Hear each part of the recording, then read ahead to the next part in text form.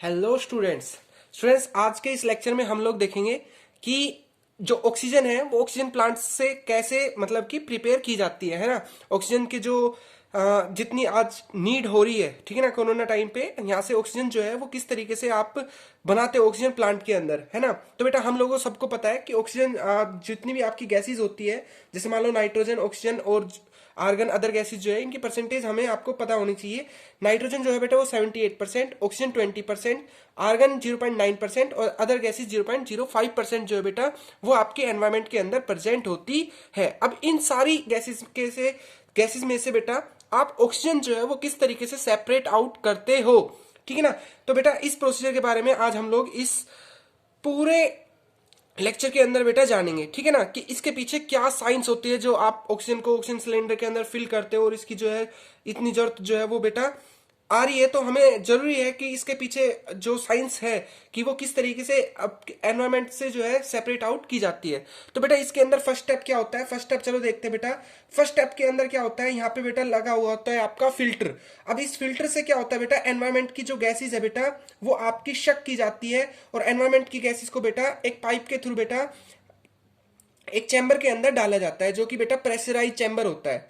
और आपको बेटा इतना पता होना चाहिए कि अगर मान लो आप कभी भी गैस को अगर मान लो आप लिक्विड में चेंज करते हो, तो बेटा आपको गैस को अगर बेटा लिक्विड में चेंज करते हो तो आपको दो चीजों की जरूरत होती है। प्रेशर को आपको इंक्रीज करना पड़ता है और टेम्परेचर को आपको डिक्रीज करना पड़ता है, ठीक है बेटा।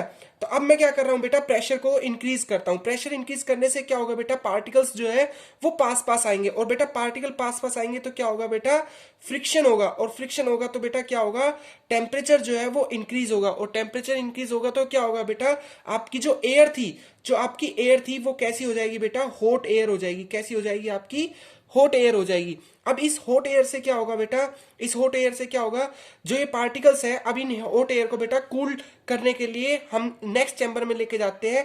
नेक्स्ट चैम्बर में लेके जाते हैं जिसमें बेटा फ्रीजिंग ट्यूब होती है, ऐसी फ्रीजिंग ट्यूब होती है। और इन फ्रीजिंग ट्यूब में से बेटा हम लोग क्या करते हैं, कोल्ड वाटर को बेटा यहां से हम लोग एंट्री कराते हैं।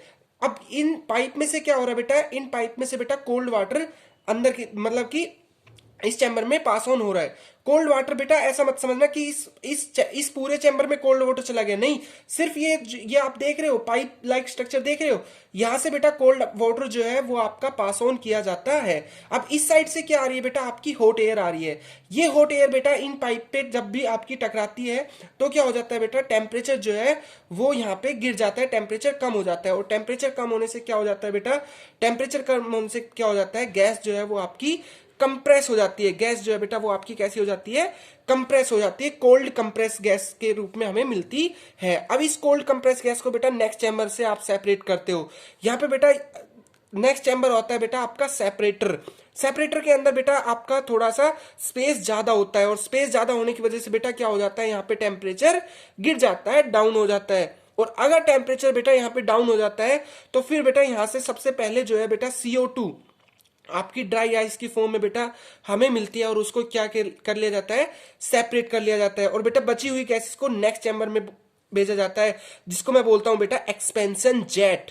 एक्सपेंशन जेट यहाँ पे बेटा फिर गैसेस जो है वो आपकी सेपरेट होती है। और यहाँ पे बेटा सेपरेट होने के लिए यहाँ पे हम यूज करते हैं बेटा फ्रैक्शनल डिस्टिलेशन। क्या यूज करते हैं बेटा, फ्रैक्शनल डिस्टिलेशन। फ्रैक्शनल डिस्टिलेशन में बेसिकली क्या होता है, देखो फ्रैक्शनल डिस्टिलेशन करने से पहले आपको एक चीज का पता होना चाहिए कि हमारी एनवायरमेंट के अंदर जो गैसेस है, ऑक्सीजन, नाइट्रोजन, आर्गन, इनका अलग अलग बॉइलिंग पॉइंट होता है। अलग अलग बॉइलिंग पॉइंट के अंदर क्या होता है बेटा, ऑक्सीजन का -183 होता है, नाइट्रोजन का -196 डिग्री सेल्सियस होता है और आर्गन का -186 डिग्री सेल्सियस होता है।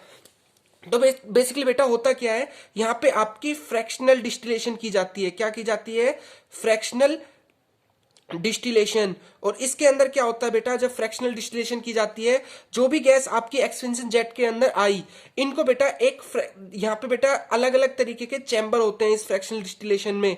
और यहाँ पे क्या होता है, बेसिकली बेटा बॉइलिंग होती है। क्या होती है, बॉइलिंग होती है गैस की अलग अलग चैम्बर में। अब जब बेटा गैसेस जैसे जैसे ऊपर जाता हूं, आपका टेम्परेचर जो है वो इंक्रीज करते जाएंगे, मतलब कि यहाँ पे क्या होगी, आपकी बॉइलिंग होगी। और जैसे ही एयर सारी यहाँ पे आएगी बेटा, नाइट्रोजन, आर्गन, ऑक्सीजन, तो होगा क्या बेटा, जो नाइट्रोजन है उसका बॉइलिंग पॉइंट कितना है, -196 डिग्री सेल्सियस है। तो बेटा वो सबसे पहले ऊपर की तरफ जाएगी और वो आपकी बाहर निकल जाएगी, यहां से नाइट्रोजन गैस जो है बेटा वो बाहर। और इसी तरीके से बेटा अगर मान लो टेम्परेचर और इंक्रीज करता हूं, -186 डिग्री सेल्सियस तक आया, तो बेटा फिर दोबारा से यहां से बेटा आर्गन गैस भी जो है बेटा वो आपकी बाहर चली जाती है। और बचती क्या है बेटा हमारे पास, अब नीचे क्या बची, आपकी ऑक्सीजन बची। बेटा यहाँ पे सिर्फ क्या बची, आपकी लिक्विड फॉर्म में ऑक्सीजन बची। अब इस ऑक्सीजन को बेटा यहां से अलग चैम्बर में लिक्विड की फॉर्म में निकाला जाता है। अब इस लिक्विड को हम बेटा सिंपल बॉइलिंग से इसमें किस में कन्वर्ट कर सकते हैं, गैसेस की फॉर्म में कन्वर्ट कर सकते हैं। और गैसेस की फॉर्म में कन्वर्ट करने के बाद इनको आप एक सिलेंडर की फॉर्म में आप सिलेंडर के अंदर फिल करते हो।